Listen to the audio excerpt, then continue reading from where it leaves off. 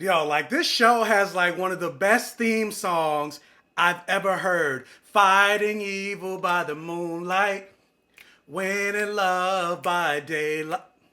Wait, what show am I talking about again? I mean, it's the same premise either way.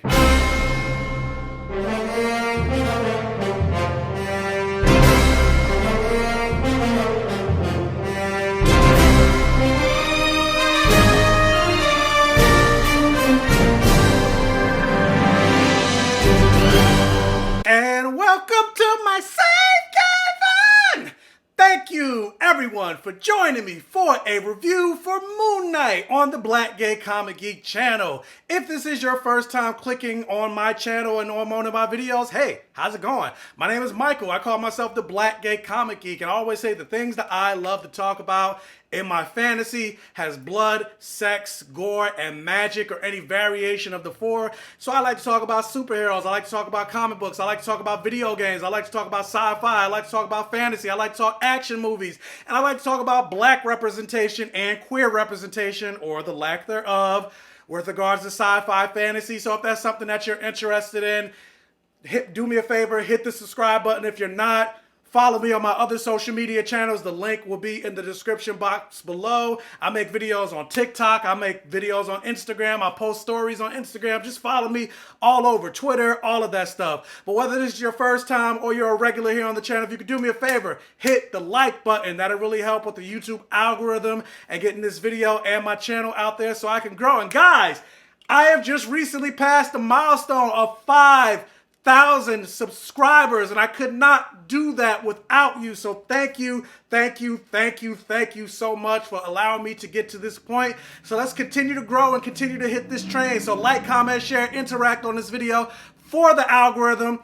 Now let's talk about the topic of the video. So over the weekend, I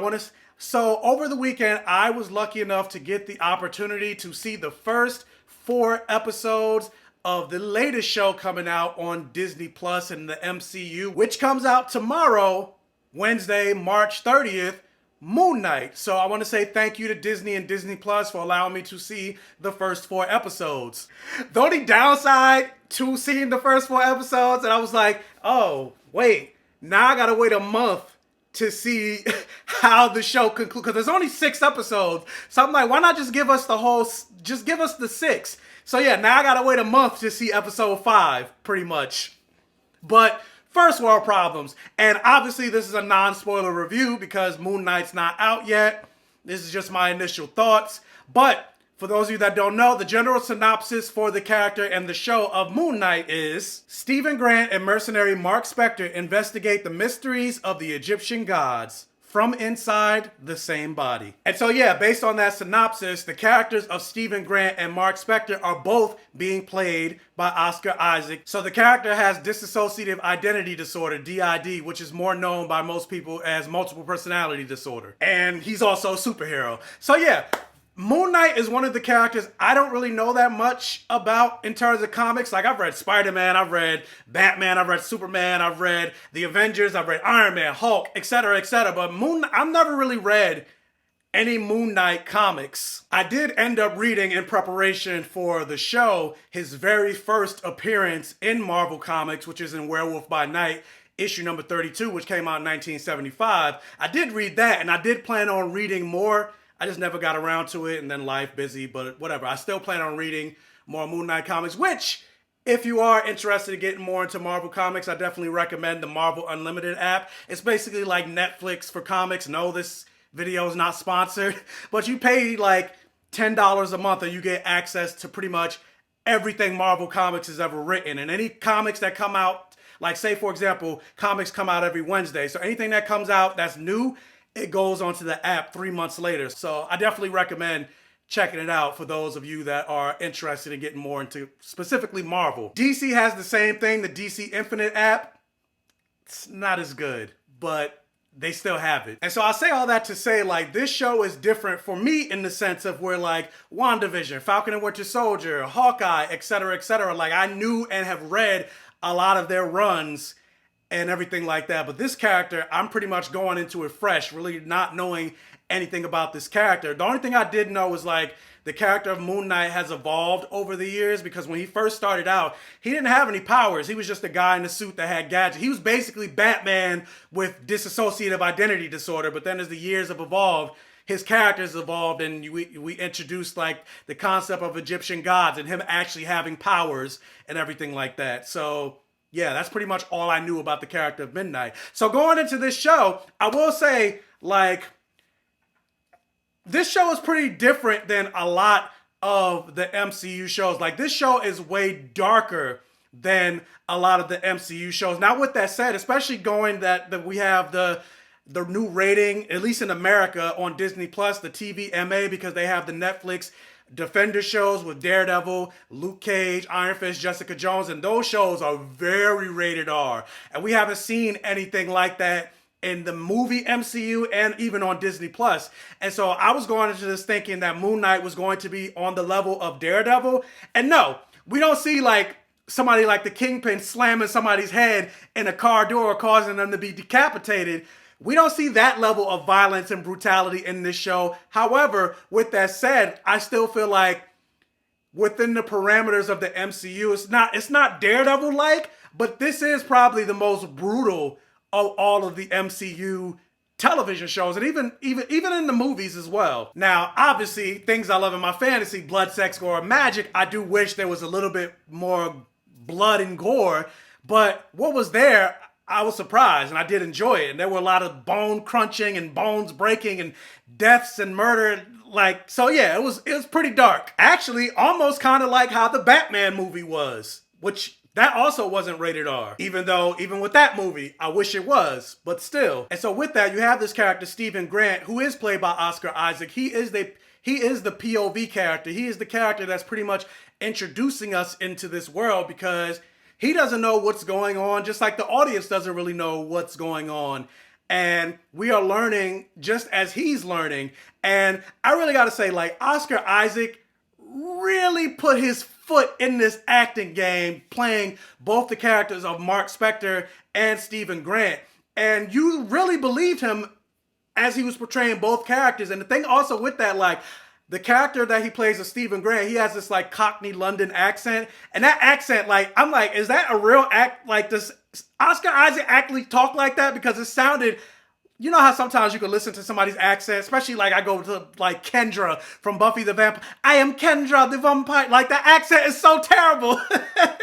But Oscar Isaac's accent was like, it was great in it. Like, his whole performance as both Stephen and Mark Spector was incredible. Like, I loved watching him switch between the two. And this is also something that, for me personally, like, I have always been fascinated by the like televised and fictionalized version of DID, going into like United States of Terror that used to come on Showtime. Like, Toni Collette, I love that. I loved her performance as Tara in United States of Terror, or the movie Identity, or Legion, or now this show, like, or One Life to Live, the soap opera, and the main character Vicky with her daughter Jessica. Yes, I used to love me some soaps, at least specifically One Life to Live. I'm still sad it got canceled, because, yeah, that was my show. But I say all that to say, I've always been fascinated by the concept of DID. Just the fact that your brain can make a completely different personality than what you actually are. Like, to the point that, like, me, I'm left-handed, but, like, if I had DID, one of my personalities could end up being right-handed. That's just like hella fascinating how your brain can work. Or even just think about the idea of dreaming. Like, your brain is creating the dream, but as you're dreaming, you don't know what happened. Like, one side of your brain is making the dream, but the other side of your brain is surprised by what's happening. Like, when you really think about it, it's fascinating what your brain can accomplish. And of course, obviously, with this being the MCU, it's not all just dark. There are the MCU typical funny moments in this show, but the biggest difference is, because sometimes with the problem with MCU is like, they'll throw in a joke where it doesn't need to be thrown in. You're just like, oh, come on, like, just live in the moment. Me personally, I feel like they didn't do that with this show. Like, it was funny, and the moments that were funny landed, and there wasn't any moments where they just purposely cut off the tension to throw in a joke. No, I felt like the jokes that they had in here, it worked, and it was relevant, and it made sense to throw in comedy where there were certain levels of tension. Like, yeah, I thought the humor worked for the character of specifically Stephen, because that's where most of the humor came from, the character of Stephen Grant, because he's put in these circumstances and situations that he has no idea about because that's the other side of his personality. And also really outside of Thor, this is the first time we're getting into the concept of gods within the MCU, which also kind of makes me wonder, are we going to get to see Bast show up in Black Panther? Because we didn't see Bast in the first movie of Black Panther. And for those of you that don't know, Bast is the Panther god. Bast is the one that blesses the person that becomes the Black Panther to grant them the power of strength, speed, stamina, etc. And they kind of reference Bast in like the opening crawl of Black Panther, where you saw the Panther god, but we never actually saw the Panther god. The action scenes in the show was fun. There's moments of car chasing, and then the way they like shift the camera sometimes where you're getting the shift between Oscar Isaac, Stephen Grant, and then him playing Mark Spector, like the tricks that they do with the camera to differentiate between the two characters, like the moments that they do with the mirror. Like, there's a lot of interesting cinematography moments that they do in this show that keeps it visually interesting. And not even just visually interesting, like it makes for a great story. Now, I will say, like, because overall, I really did enjoy these first 4 episodes of Moon Knight, but I will say, like, overall, like, and I wanted to get the positives out the way before I get to the negatives, and it's not really anything, like, fully negative where I'm just gonna not recommend the show. I definitely recommend checking it out, but more times than not, and I've had this conversation before, mostly on TikTok, follow me on TikTok.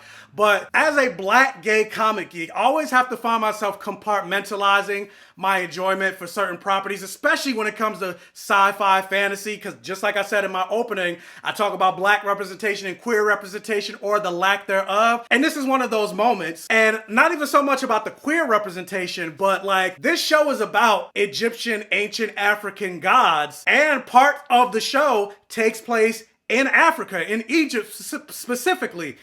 And while watching the show, I was just like, I'm enjoying it, but where are the black people? Like, I barely saw any black people in London, and there's a lot of black people in London. And then more specifically, when they got to Africa, in Egypt, I was like, where we at? And I get ancient Egypt does not look like Egypt today. Ancient Egypt had the Nubians and all of that, like they were black. Egypt today was colonized by the Arab people, so a lot of Egyptians are more fair-skinned and they speak Arabic in today's Egypt. They didn't speak that in ancient Egypt, but there's still a lot of Sudanese and Nubian black people in Egypt, in Africa, period. And even and I'm not even just talking about the main characters, but even in the background, I didn't really see that many black people, both in Egypt and in London. There was like one main black character in the show, and she wasn't even really a main character.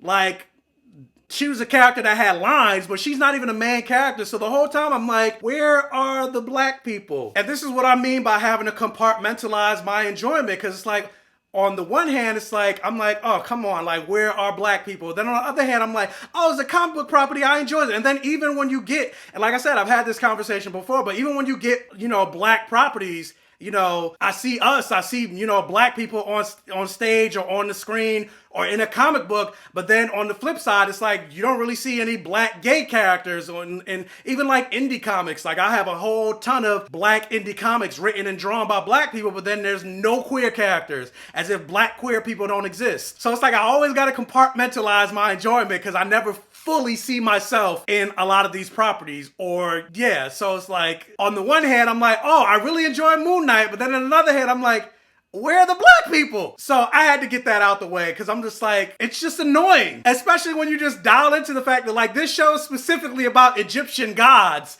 and yet there's no black people in it. So it's just like, but anyway, putting all that aside, and it's a shame I even have to say that. I shouldn't have to say putting that aside, but putting that aside as a strict fantasy comic book MCU property, I really enjoyed Moon Knight. I thought Oscar Isaac was incredible. And even Ethan Hawke as the main villain, I thought he was pretty good. And the mythology that they're introducing in the MCU, like, I'm definitely here or excited that if they end up doing Midnight Suns, which is the more supernatural team of Marvel, they're like the supernatural Avengers. I would definitely be here for that. Like Moon Knight, Blade, Ghost Rider, Doctor Strange, etc., etc. So obviously I've only seen the first 4 episodes of Moon Knight. We already know based on Hawkeye, WandaVision, Falcon and Winter Soldier, etc., that the show ends up disappointing me by the end. So who knows? But based on these first 4 episodes, I'm really excited about Moon Knight. Like, the episode 4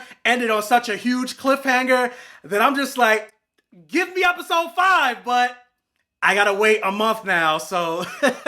But based on what I've seen for these 4 episodes, I totally recommend Moon Knight. I really enjoyed it. I thoroughly enjoyed it. I can't wait to even watch it again, maybe see things that I might have missed that I didn't see before. So yeah, I enjoyed Moon Knight outside of the Where the Black People. And then also, let me reference this as well, because Marvel also has this problem when it comes to like Jewish representation, because the character of Mark Spector is Jewish, just like Wanda and Pietro are Jewish, but yet, like, so far in these 4 episodes, there hasn't really been any mention of him being Jewish. And it's the same thing with like Wanda. Wanda's not only just Jewish, but she's also, or Wanda and Pietro, they're Jewish and Romani. They're people of color. But yet in the MCU, they cast them as white. Like, I love Elizabeth Olsen, but Wanda's not white. And it's like, I have a feeling, a very strong feeling, that when they cast Doctor Doom in the MCU, because we know Fantastic Four is coming, one of their main villains